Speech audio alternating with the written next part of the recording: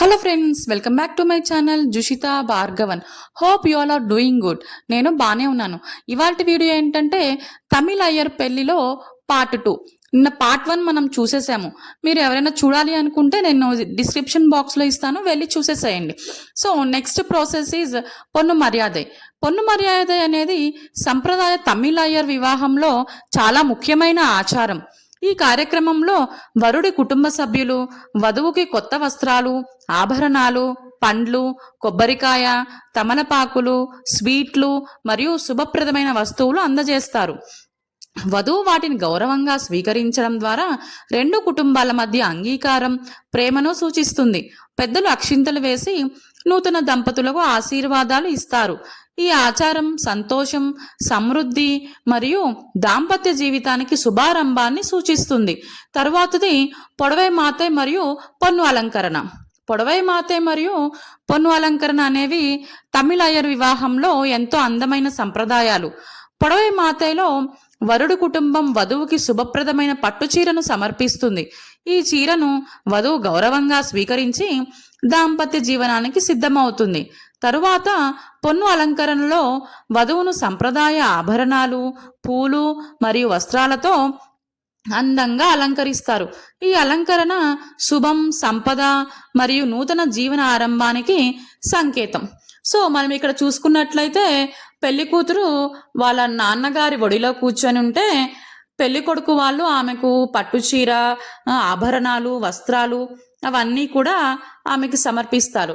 దాని తర్వాత ఆమె దాన్ని చేంజ్ చేసుకొని వచ్చేసి పూజకి సిద్ధమవుతుంది. తర్వాతది హోమం పూజ. హోమం పూజ అనేది తమిళ అయ్యర్ వివాహంలో అత్యంత పవిత్రమైన ఆచారం. ఈ పూజలో అగ్నిదేవునికి సాక్షిగా చేసుకొని వేద మంత్రాల మధ్య హోమం నిర్వహిస్తారు. వరుడు వధువు కలిసి సమిదలు, హవిస్సును అగ్నిలో అర్పిస్తారు. అగ్నిదేవుడు వారి వివాహానికి సాక్షిగా నిలిచి దాంపత్య జీవితానికి శుభాశీస్సులు అందిస్తాడని నమ్మకం.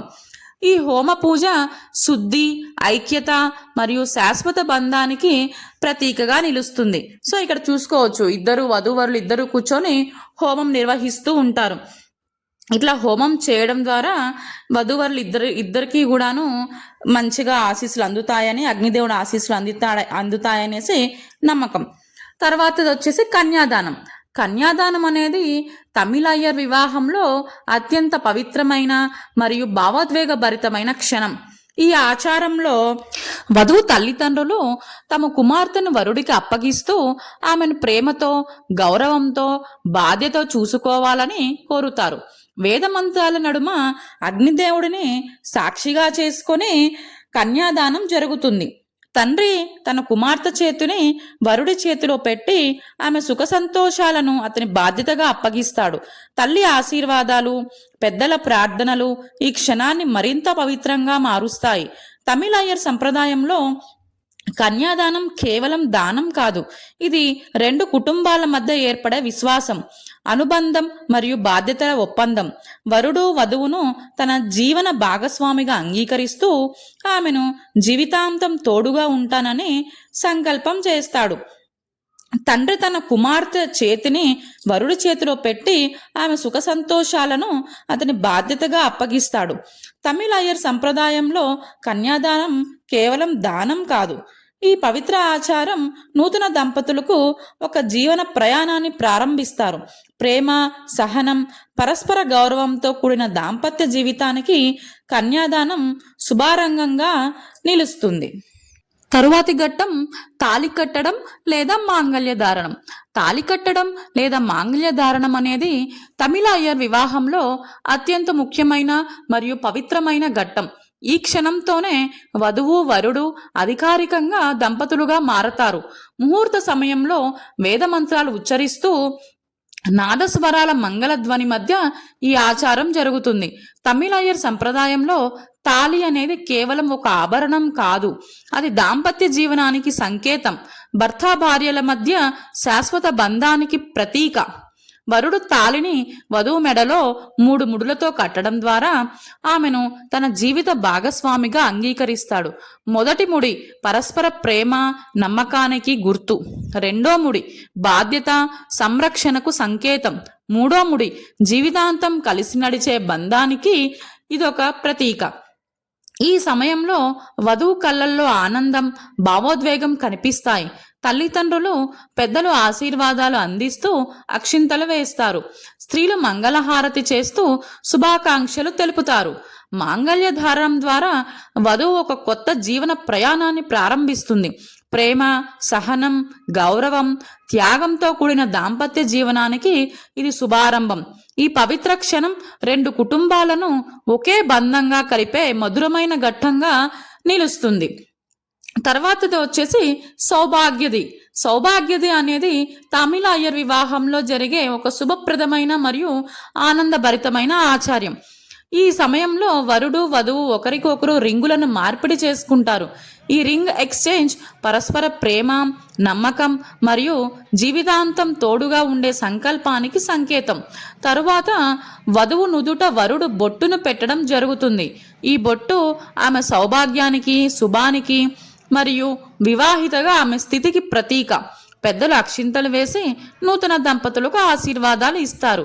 సౌభాగ్యాది ఆచారం దాంపత్య జీవనంలో సంతోషం, సమృద్ధి మరియు శుభ ఫలితాలు కలగాలని ఆకాంక్షిస్తుంది.